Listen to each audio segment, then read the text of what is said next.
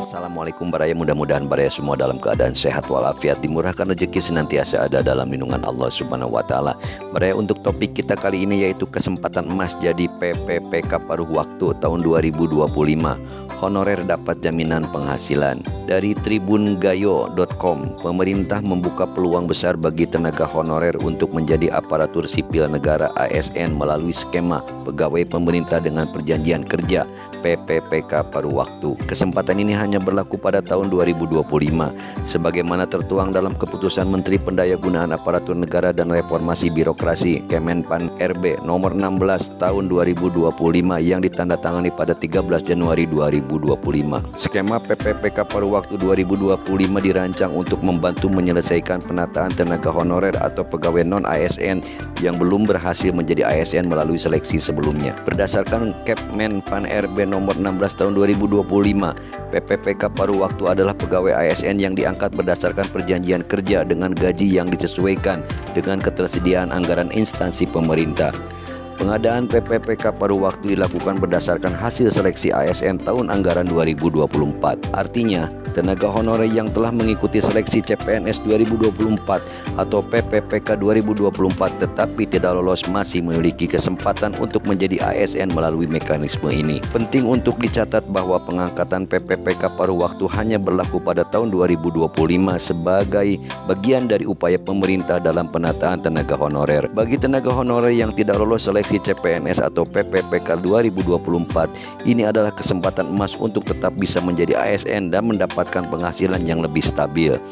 Adapun jabatan yang diisi oleh PPPK paruh waktu antara lain guru dan tenaga kependidikan, tenaga kesehatan, tenaga teknis, pengelola umum operasional, operator layanan operasional, pengelola layanan operasional, penata layanan operasional. Kriteria utama bagi tenaga honorer yang dapat mengikuti skema ini adalah mereka yang terdaftar dalam database Badan Kepegawaian Negara BKN serta telah mengikuti seleksi ASN 2024 tetapi belum mendapatkan formasi, status dan gaji PPPK paruh waktu. Sebagai bagian dari ASN, PPPK paruh waktu akan mendapatkan nomor induk PPPK NI PPPK atau nomor identitas pegawai ASN. Masa perjanjian kerja mereka ditetapkan setiap 1 tahun yang dapat diperpanjang hingga memenuhi syarat untuk diangkat menjadi PPPK penuh waktu. Adapun jam kerja dan lama masa kerja PPPK paruh waktu akan menyesuaikan ketersediaan anggaran serta karakteristik pekerjaan di masing-masing instansi. Terkait gaji PPPK paruh waktu, Kemenpan RB nomor 16 tahun 2025 menyebutkan bahwa upah minimal yang diberikan setara dengan gaji pegawai non-ASN sebelumnya atau sesuai dengan upah minimum yang berlaku di wilayah tempat bekerja.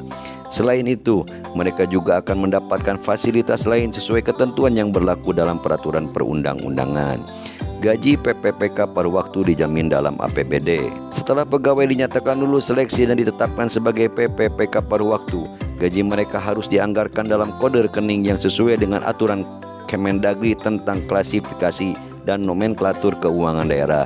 Selain itu, surat PLT Sekjen Kemendagri nomor 900.1.227-SJ tertanggal 16 Januari 2025 menjadi pedoman teknis bagi Pemda dalam menyusun penganggaran gaji PPPK paruh waktu. Surat ini juga memuat pembaruan nomenklatur anggaran untuk memastikan bahwa gaji pegawai dapat dibayarkan secara tepat waktu dan sesuai regulasi. Pedoman teknis penganggaran gaji PPPK paruh waktu. Mengacu pada aturan tersebut, Pemda wajib memenuhi beberapa ketentuan dalam pengalokasian anggaran gaji PPPK paruh waktu. Antara lain, 1. Penataan pegawai non-ASN sesuai regulasi. Kemendagri menegaskan bahwa penataan pegawai non-ASN harus merujuk pada pasal 66 Undang-Undang Nomor 20 Tahun 2023 yang mewajibkan penyelesaian pengangkatan tenaga honorer menjadi PPPK atau PPPK paruh waktu paling lambat Desember 2024. Setelah tenggat waktu tersebut, pengangkatan pegawai non-ASN tidak diperbolehkan kecuali melalui mekanisme PPPK. Pemda yang tidak mengikuti ketentuan ini berisiko mendapatkan sanksi administratif. 2. Dasar penganggaran gaji PPPK per waktu. Surat Kemendagri ini juga mengacu pada beberapa diktum dalam keputusan Menteri Pan-RB nomor 16 tahun 2025. Di antaranya, diktum pertama, ketentuan umum terkait PPPK per waktu. Diktum ketiga, tata kelola kepegawaian PPPK per waktu. Diktum ke-19 dan ke-20, mekanisme teknis penganggaran gaji PPPK per waktu. 3. Alokasi anggaran dalam APBD. Pemda diwajibkan mengalokasikan anggaran gaji PPPK per waktu dalam anggaran pendapatan dan belanja daerah APBD dengan klasifikasi yang sesuai peraturan perundang-undangan tentang keuangan daerah. Jika APBD tahun berjalan belum mencukupi, Pemda dapat menggunakan belanja tidak terduga BTT dengan melakukan perubahan peraturan kepala daerah tentang penjabaran APBD 2025. Perubahan ini wajib dilaporkan kepada DPRD setempat sebagai bentuk transparansi anggaran. 4. Alternatif pendanaan jika anggaran tidak mencukupi. Sebagai solusi jika BTT tidak mencukupi, Kemendagri memberikan beberapa alternatif pendanaan bagi Pemda, di antaranya penjadwalan ulang program atau kegiatan lain dalam APBD untuk memprioritaskan gaji PPPK per waktu. Pengalihan pengeluaran pembiayaan dalam tahun anggaran berjalan sebagai bentuk efisiensi anggaran.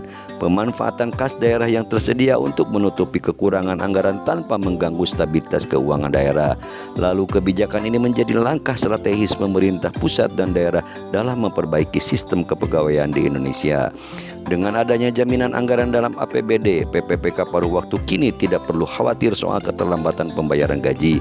Kemendagri juga meminta Pemda untuk menyesuaikan nomenklatur anggaran secara tepat sehingga pelaksanaan kebijakan ini berjalan lancar. Langkah ini diharapkan dapat meningkatkan profesionalisme aparatur negara serta mendukung reformasi birokrasi di sektor kepegawaian. Dengan penerapan kebijakan ini, PPPK paruh waktu kini memiliki kepastian gaji yang lebih baik. Para ya, untuk topik kesempatan emas bagi PPPK paruh waktu tahun 2025, honorer dapat jaminan penghasilan. Cukupkan sampai di sini. Mohon pamit seperti biasa. Sebelum pamit, mohon dukungannya untuk mensubscribe, menyukai, mengomentari serta membagikannya. Mohon maaf bila ada salah dan hilaf. Hatur nuhun, terima kasih. Salam baraya. Wassalamualaikum warahmatullahi wabarakatuh.